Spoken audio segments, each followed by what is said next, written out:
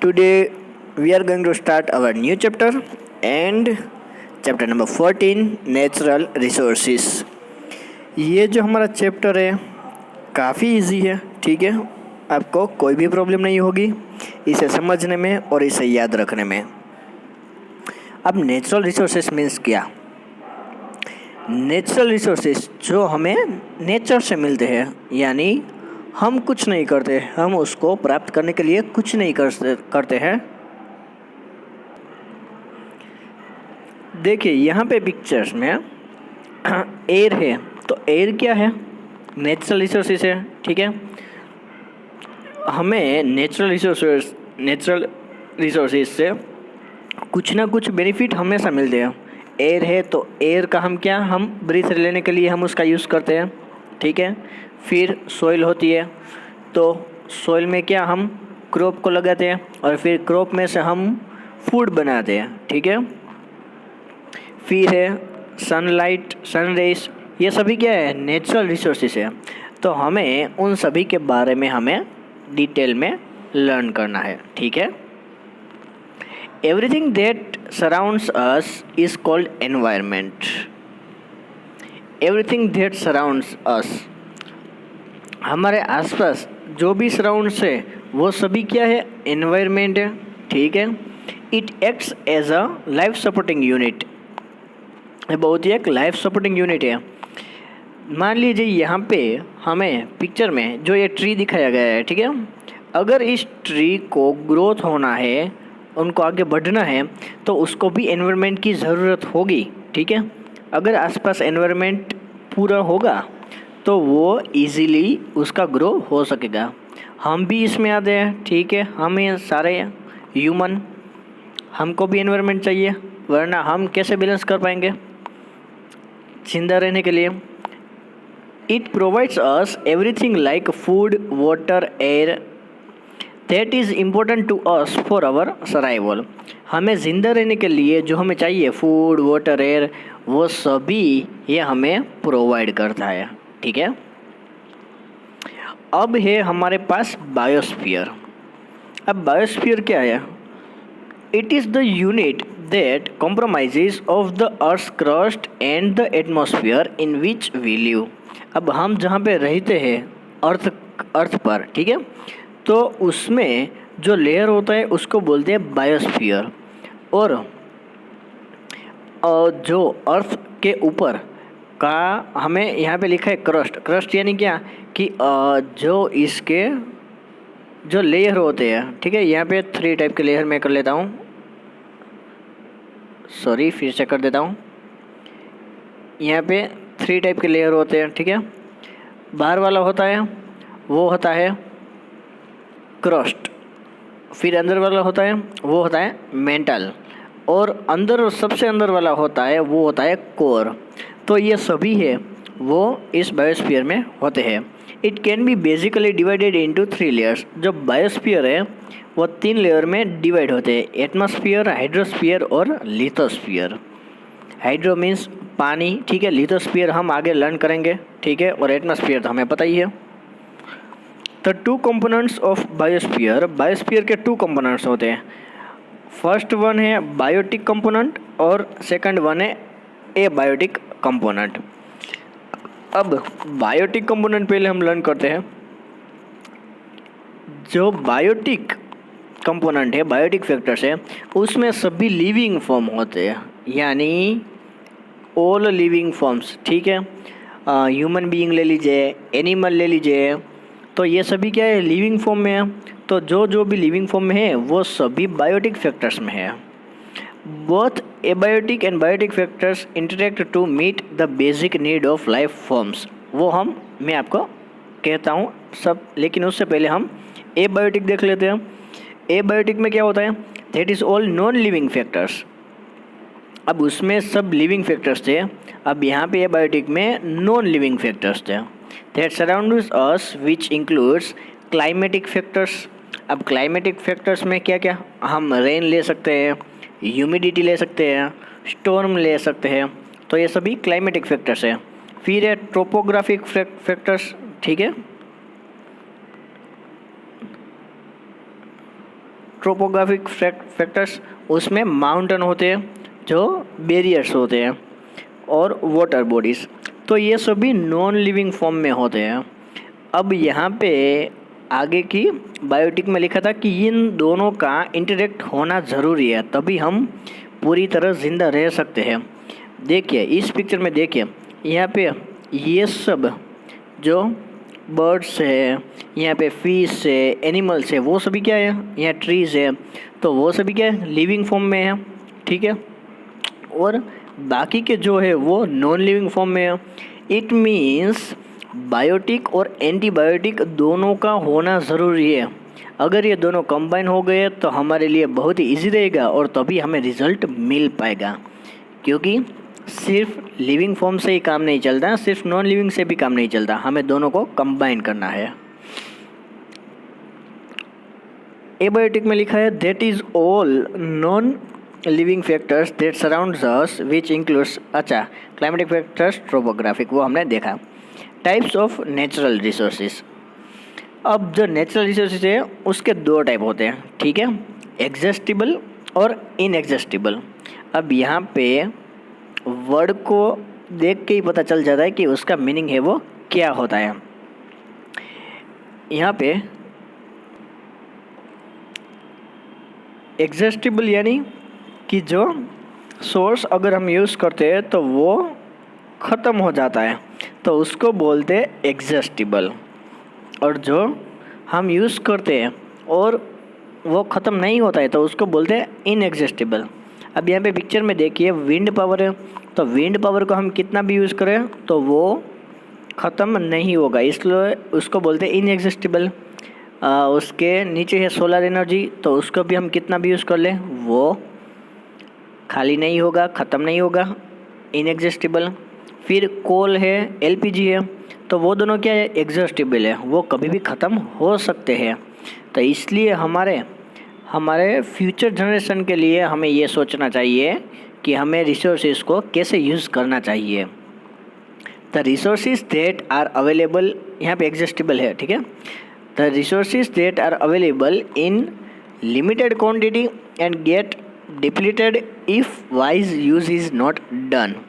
अगर हम एग्जॉस्टिबल को अच्छी तरह से हम उसका यूज़ नहीं करते हैं तो उसकी जो क्वांटिटी है वो बहुत ही लिमिटेड होती है और कभी भी ख़त्म हो सकती है। मान लीजिए कि पेट्रोल है, अगर पेट्रोल हमने सही तरीके से इस्तेमाल है यूज़ नहीं किया तो वो कभी तो ख़त्म होगा ही, ठीक है। और ऐसे जो सोर्सेस है जो हमें बहुत ज़्यादा मेहनत के बाद मिलते हैं, हमें उसे वेस्ट नहीं करना चाहिए। एग्जाम्पल के तौर पे फॉसिल फ्यूल्स। फिर है inexhaustible resources, that resources that occurs in such abundance that they are not likely to get exhausted despite of their continuous use, ठीक है। अगर हम उसका कंटिन्यू कितना भी यूज़ कर ले एग्जॉस्टिबल का तो वो ख़त्म नहीं होगा। सन, वाटर, एयर, ये सभी हम फेमिलियर है इन सब से। फिर है यहाँ पे एयर। अब एयर क्या है, हमारे आसपास का जो एटमॉस्फेयर है उसको बोलते हैं air. The gaseous envelope that surrounds us is called atmosphere. Atmosphere is divided into 5 layers. अब ये जो 5 लेयर्स है ये आपको अच्छे से याद रखना है। अब यहाँ पे फर्स्ट वन है वो है ट्रोपोस्फियर, सेकंड वन है स्ट्रेटोस्फियर, थर्ड वन है मेसोस्फियर, फोर्थ वन है थर्मोस्फियर और फिफ्थ वन है एक्सोस्फियर। ये सभी हमें याद रखने हैं, ठीक है। अच्छे से लर्न कर लीजिए, ये एग्ज़ाम में आपको क्वेश्चन में आएगा। तो सबसे पहला हमारा जो लेयर है वो है ट्रोपोस्फियर। ट्रोपोस्फियर में हम देखते हैं it is the lowest region of atmosphere, ठीक है। यहाँ पे देखिए सबसे जो लोएस्ट रीजन है वो है ट्रोपोस्फियर है, विच कंटेन्स एयर, उसमें एयर है वो इंक्लूड होती है। It extended from 8 to 20 kilometres, यानी ये जो पार्ट होता है, ठीक है, वो 8 to 20 किलोमीटर तक होता है। Mostly all climatic events like thunderstorm etcetera, जो भी क्लाइमेटिक इवेंट्स होती है वो सभी इसमें होती है ट्रोपोस्फियर में, ठीक है। अब ये एयर है तो हमें पता ही है, आगे के स्टैंडर्ड में भी हमें ये हमें याद होगा कि जो एयर में जो भी गैसेस होते हैं तो उसका जो वॉल्यूम होता है वो कितना होता है। नाइट्रोजन का होता है 78%, ऑक्सीजन का होता है 21%, कार्बन डाइऑक्साइड का होता है 0.03%, और वाटर वेपर, सस्पेंडेड पार्टिकल्स और गैसेस ये सभी एयर के एटमॉस्फेयर में इंक्लूड होते हैं। नाउ इम्पोर्टेंस ऑफ एटमॉस्फेयर के कौन कौन से इंपॉर्टेंस होते हैं। It helps in climatic control, हमारे जो भी क्लाइमेटिक चेंज होते हैं एटमॉस्फेयर में उन सभी में हमारी हेल्प करते हैं। Atmosphere helps in keeping the temperature steady at night and during the day. ठीक है, डे में और नाइट में दोनों में जो टेम्परेचर है वो बैलेंस करने के लिए जो एटमॉस्फेयर है वो हमें हेल्प करता है। इम्पोर्टेंस ऑफ एटमॉस्फेयर, उसमें थर्ड पॉइंट है it causes wind to blow, that is land breeze and sea breeze. ठीक है, अगर एटमॉस्फेयर है तो उसकी वजह से हमें कौन से बेनिफिट मिलते हैं। विंड टू ब्लो, जो पवन होता है, ठीक है, तो वो लैंड और सी से वहाँ से ब्लो होता है और उसको हम डिटेल में अभी हम लर्न करेंगे। और फिर है fourth one it causes rain, तो रेन भी उसकी वजह से ही आती है। अब है लैंड ब्रीज, जो मैंने कहा वो हम अब लर्न करेंगे। ड्यूरिंग द डे टाइम, दिन के दौरान land gets heated faster than water. अब जो सॉइल होती है, लैंड होती है, तो उसके ऊपर जो उसकी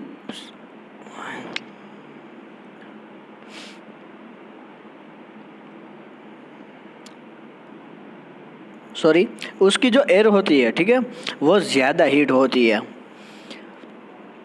वाटर से ज़्यादा होती है। The air closer to the land gets heated and rises up, तो वहाँ पे क्या होता है कि लैंड पे एयर है वो हीट होती है और वो एयर धीमे धीमे वो ऊपर चली जाती है। This creates the low pressure in the area, फिर वहाँ पे क्या हो जाता है, लो प्रेशर हो जाता है। ठीक है, but in the case of sea it doesn't gets heat up so readily. अब देखिए जहाँ पे सी होता है, ठीक है, तो सी के ऊपर पानी का लेयर है वो क्या होता है, ज़्यादा होता है, तो वहाँ पे जो वेपर होती है, एयर होती है, तो वो ज़्यादा हीट नहीं होती है, इसलिए वहाँ पे प्रेशर है वो बढ़ जाता है। Due to which the pressure in that region increase and starts moving towards land to fill the space. अब वहाँ पे मैंने ऐसा कहा कि जो स्पेस वहाँ पे बढ़ गई है, ठीक है, तो वहाँ पे वो ज़्यादा से ज़्यादा वहाँ पे प्रेशर होता है। ठीक है, this is called land breeze. अब यहाँ पे सी ब्रीज में क्या है कि जब नाइट होती है तब क्या होता है कि water loses heat much faster than land. अब वहाँ पे क्या था कि देखिए लैंड ब्रिज में क्या था कि जो लैंड के ऊपर जो एयर होती थी उसका टेम्परेचर ज़्यादा था। अब यहाँ पे क्या होता है कि नाइट में क्या होता है कि सी के ऊपर की जो एयर होती है वो ज़्यादा हीट हो जाती है। ठीक है, तो फिर वो ऊपर चली जाती है, इसलिए वहाँ पे अब क्या हो गया, लो प्रेशर हो गया। ठीक है, तो लो प्रेशर हमेशा हाई प्रेशर की ओर ही जाएगा, तो फिर उस रात में क्या होता है कि जो लैंड होती है वहाँ पे प्रेशर क्या होता है, हाई होता है, इसलिए वो वहाँ पे चली जाती है। ठीक है, अब है air pollution. The contamination of air with unwanted and undesirable substance is called air pollution. हमें पता ही है कि जो हमारे एटमॉस्फेयर है उसको अच्छी तरीके से नहीं रखते, जिसमें डस्ट यानी सब कुछ होता है, तो वो सभी अनवांटेड और अनडिजायरेबल सब्सटेंस है, तो उन सभी को बोलते हैं एयर पोल्यूशन। जब हम वॉइस क्रिएट करते हैं सभी व्हीकल का, तो वो भी एक टाइप का पोल्यूशन ही है। Causes, natural causes like forest fires, dust storms etcetera, man made causes like. अब हम क्या करते हैं कि हम फॉसिल फ्यूल को अगर बर्न करते हैं तो उसमें से पोल्यूशन होगा। ठीक है, तो उसको एयर पोल्यूशन बोलेंगे। Gaseous emission from industries vehicles, हम इंडस्ट्री है, व्हीकल है, तो उन सभी में से जो भी गैसेस सब निकलते हैं वो सभी क्या है, एयर में चले जाते हैं और फिर वो एयर पोल्यूशन है। Particulate pollutants is like suspended particle matter is smoke और सूट एक्सेट्रा। छोटे छोटे पार्टिकल्स है वो भी इस पोल्यूशन में इंक्लूड होते हैं। फ्लाई एश एंड डस्ट वो भी इंक्लूड है। Gases like sulphur monoxide, nitrogen dioxide, carbon monoxide. अब ये जो सभी है वो हैज़ार्डस है, सभी हैज़ार्डस गैसेस है। तो क्या होता है कि ये हम जब हम ब्रीथ में लेते हैं, हमारी बॉडी में लेते हैं, तो हमें बहुत सारा नुकसान होता है। देखिए यहाँ पे जो हमें पिक्चर दिखाई गई है, देखिए पॉल्यूशन ऐसा होना चाहिए, लेकिन अभी हमारी जनरेशन का जो व्यू है वो कुछ इस तरह से है। ठीक है, इसलिए हमें एटमॉस्फेयर को क्लीन रखना चाहिए। ठीक है, आज के लिए हम यहाँ पे रखेंगे। ठीक है, नेक्स्ट लेक्चर में हम यहाँ से आगे बढ़ेंगे। ठीक है, थैंक यू।